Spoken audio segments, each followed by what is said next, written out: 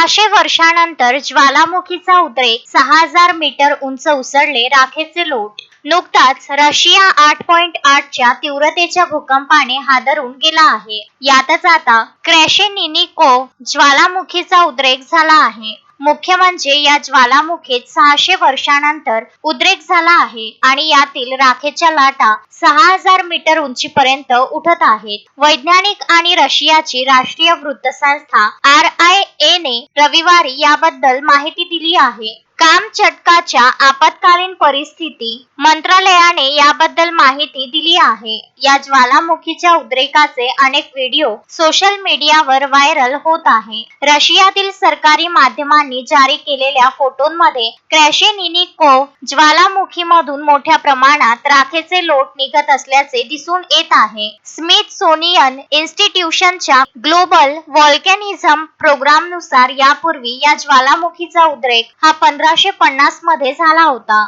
FP ने यासंबंधीचे वृत्त दिले आहे. राखेचे लोट हे ज्वालामुखीपासून पूर्वेकडे पॅसिफिक महासागराकडे पसरत आहेत. त्याच्या मार्गात कोणतीही लोकवस्ती नाही आणि जेथे लोक राहतात त्या ठिकाणी राख पडल्याची नोंद झालेली नाही, असे मंत्रालयाने म्हटले आहे. युरोप आणि रशियामधील सर्वात उंच सक्रिय ज्वालामुखी क्लुचेव्स्कायमधून बुधवारी लावा बाहेर पडल्यानंतर अगदी काही दिवसांचा क्रॅशेनिनिकोव्ह ज्वालामुखीचा उद्रेक झाला आहे. यामुळे विमान वाहतुकीला ऑरेंज अलर्ट जारी करण्यात आला आहे. या भागातील विमानसेवेवर परिणाम होऊ शकतो असेही सांगितले जात आहे. रशियात आलेला हा भूकंप 2011 पासून जगात कुठेही आलेला सर्वात शक्तिशाली भूकंप होता. Bureau report, Russia.